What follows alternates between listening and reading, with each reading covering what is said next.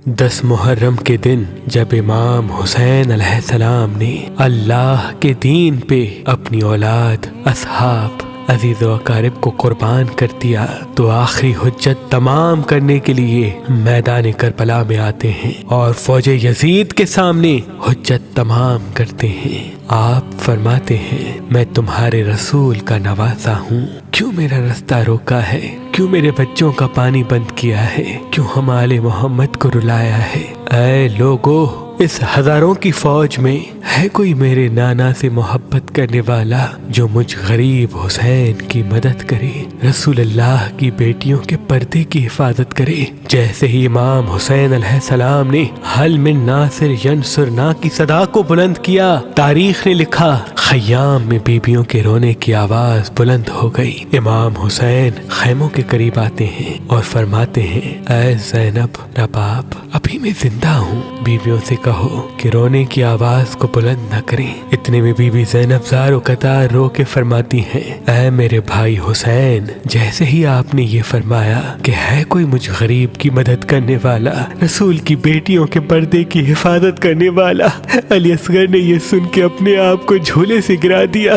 امام حسین کی آنکھیں نم ہوتی ہیں اور فرماتے ہیں اے رباب، میرے اصغر کو میرے پاس لے کے آؤ۔ امام حسین علی اصغر کا ماتھا چومتے ہیں اور اپنی ابا میں چھپا کے میدان کی طرف لے کے جاتے ہیں۔ فوج یزید سوچتی ہے کہ شاید حسین قرآن لے کے آیا ہے، بس امام حسین نے اپنی ابا علی اصغر کے جسم سے ہٹائی، علی اصغر کو بلند کیا اور فرمانے لگے اے لوگو، اگر تمہارے نزدیک قصوروار ہوں تو میں ہوں۔ اس 6 ماہ کے بچے نے کیا قصور کیا؟ 3 دن پانی نہ پینے کی وجہ سے اس کی ماں کا دودھ خشک ہو چکا ہے، اس کو 2 بوند پانی پلاؤ۔ فوج یزید زور زور سے ہنسنے لگی اور کہنے لگی اے حسین، پانی خود پینا چاہتے ہو اور نام بچے کا لیتے ہو؟ اگر تیرا بچہ واقعی پیاسا ہے تو اس کو کہو کہ خود مانگے۔ امام حسین نے علی اصغر کو دیکھا اور آنکھوں میں فرمایا اے اصغر، آج اپنے نانا کی امت سے پانی مانگ۔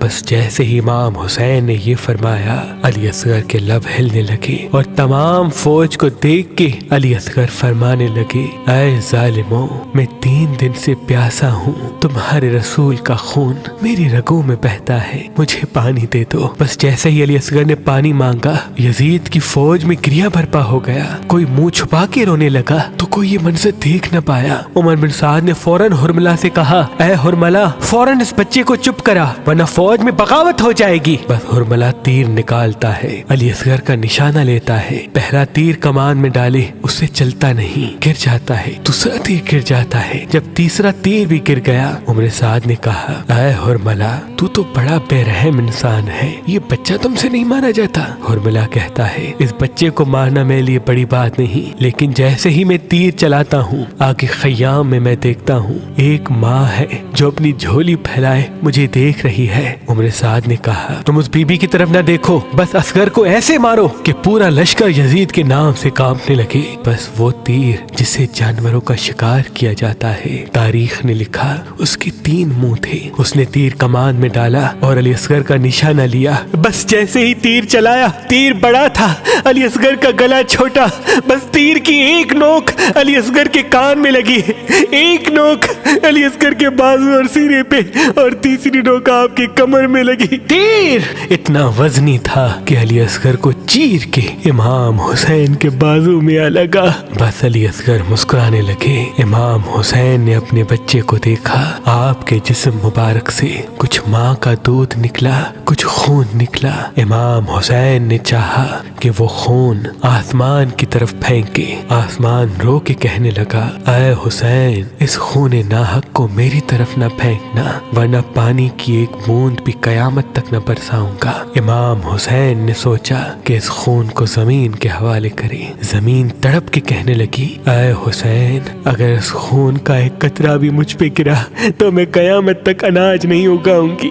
امام حسین نے علی اصغر کے خون کو اپنی داڑھی پہ ملا اور اللہ سے مخاطب ہو کے فرمانے لگے اے اللہ گواہ رہنا کہ تیرے اسلام کے لیے میں نے اصغر کس طرح سے قربان کیا۔ بس ابا میں چھپا کر خیمے میں لے کے آئے۔ جیسے ہی بی بی رباب کے سامنے امام حسین نے ابا کو ہٹایا، تاریخ نے لکھا بی بی رباب کے چہرے کا رنگ زرد ہو گیا اور فرمانے لگی اے میرے آقا، کیا میرے بچے کے قاتل کی کوئی اولاد نہیں؟ امام حسین نے بی بی رباب کو سنبھالا اور فرمایا کہ ان قریب سب کے لاشوں کے ساتھ بے حرمتی کی جائے گی۔ اے رباب آؤ اصغر کی قبر بنا لیتے ہیں۔ امام حسین خیموں کے پیچھے ذوالفقار سے علی اصغر کی قبر کھودتے ہیں۔ بی بی رباب اور امام حسین علی اصغر کو تدفین کرتے ہیں۔ بس امام حسین کی شہادت کے بعد خیام چلے، تمام شہیدوں کے سر کٹے، سب بیویوں کو قیدی کر کے شام کی طرف لے کے جا ہی رہے تھے کہ اتنے میں کسی نے کہا ایک سر کم ہے۔ کوئی پوچھتا ہے کس کا سر؟ فوج میں سے کوئی کہتا ہے اس بچے کا سر کم ہے جس کو حسین پانی پلانے کے لیے میدان میں لائے تھے اور ہم نے تیر مار کے اس کو قتل کر دیا۔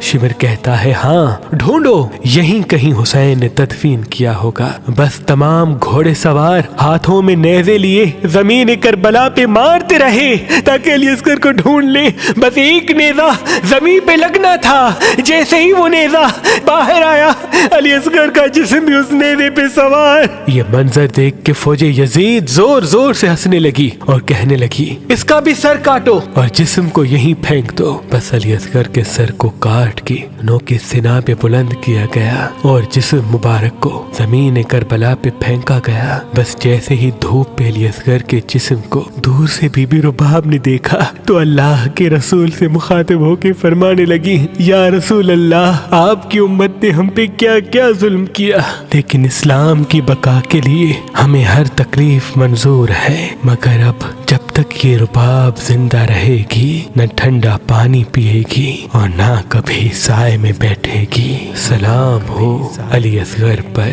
سلام ہو بی بی رباب پر، سلام ہو آل محمد پر جنہوں نے ہر تکلیف سہ کر اسلام کو بچایا۔